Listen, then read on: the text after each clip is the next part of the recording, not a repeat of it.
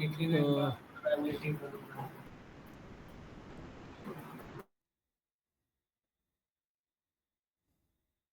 देखो हिंट तो लोग देते हैं, लेकिन फिर भी देखो। हाँ, इसमें क्या पूछना है आपको?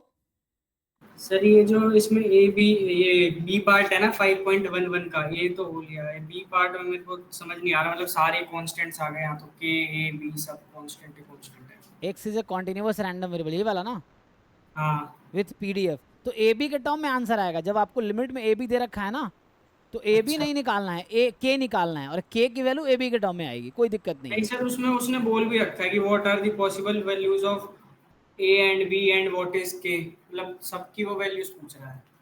तो ऊपर वाला कंडीशन फिर यूज करना है कि नहीं करना, रुक जाओ, खाली इसमें यूज करना है क्या? X be continuous random variable with PDF, ऐसा दे रखा है, एक्स ए से बी में है, so what are possible value of A B, तो कोई बात नहीं, पॉसिबल वैल्यू ही तो बताना है। तो पॉसिबल मतलब ए का रेंज बताना, क्या से क्या हो सकता है, ट्राई करके देख लो, तो इसमें क्या दिक्कत है?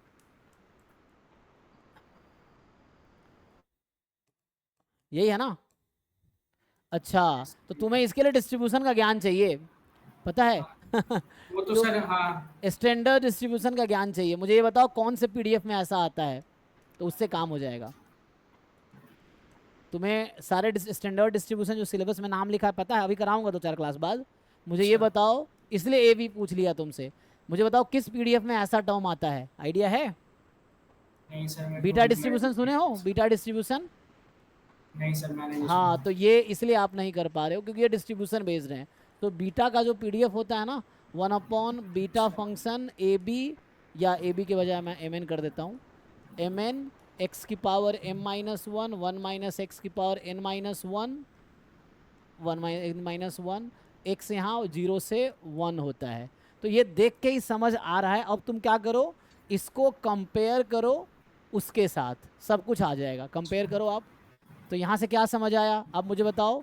देखो यहाँ x की पावर 1 है, यहाँ 1 - एक्स की हाँ। पावर 1 है, तो एक तो वो पावर जो m-1 n-1 है, सो m-1 को 1 रख देंगे, n-1 को 1 रख देंगे, तो m2 आ गया, n2 आ गया, तो ये जो k है एक्चुअली ये इसके इक्वल हो गया, ठीक है?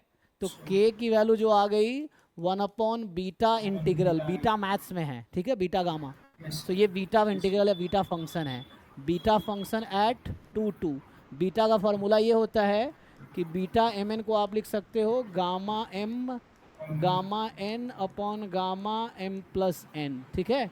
तो ये हो जाएगा 1/गामा 2 गामा 2 गामा 4, ठीक है? और गामा एन जो होता है वो n-1 फैक्टोरियल होता है for all n belongs to natural number. तो इसको यूज़ कर लो, गामा 4 3 फैक्टोरियल, 1 फैक्टोरियल 1 फैक्टोरियल, 6 आ गया। तो इससे क्या समझ आया, के की वैल्यू कितनी आ गई? 6। तो यहाँ से के आपको 6 मिल गया, और क्या चाहिए, ए बी। अब इसका सपोर्ट 0 से 1 है, तो इसका इंटीग्रेशन 1 तभी आएगा जब ए को 0 और बी को 1 होना पड़ेगा। तो ए आ गया 0 और बी आ गया 1, तो ये आपका आंसर है, ठीक है? तो इसके लिए डिस्ट्रीब्यूशन से कंपेयर करना पड़ेगा आपको, अच्छा। तो वो उस पर बेस्ड क्वेश्चन था, बीटा डिस्ट्रीब्यूशन का ये क्वेश्चन है।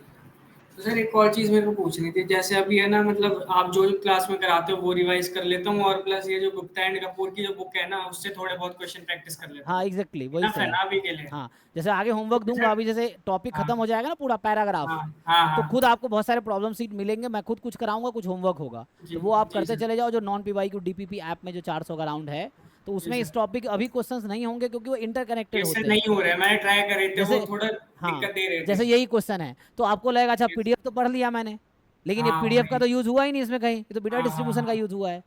तो वैसा हाँ। है, तो बीटा डिस्ट्रीब्यूशन आगे है जो कि पढ़ा नहीं हमने, तो एक बार पूरा जी सर। टॉपिक पढ़ लेंगे, तो आप सारे क्वेश्चन कर पाएंगे, पीवाई क्यू के भी और नॉन पीवाई क्यू के भी, ओके सर। ठीक है? अभी आप वही कीजिए, जो पढ़ा रहा हूँ उसको रिवाइज कीजिए, जो मैं जी क्वेश्चन जी। करा रहा हूँ वही क्वेश्चन दोबारा दोबारा कीजिए, खुद से करके, जो ओके मैं सर। क्वेश्चन करता हूँ क्लास में वो आप यस खुद सर। से करके देखो बाद में इंडिपेंडेंटली, यस हो सर जाना चाहिए। ठीक है फिर सर। उस पर बेस्ड कोई बुक उठाओ, वो टॉपिक पढ़ लो, उसके सॉल्व एग्जाम्पल यस कर लो, एक्सरसाइज कर लो, तो उससे हो जाएगा। Sir. Yes sir okay sir. ठीक है, थैंक थैंक यू, यू हाँ। सर।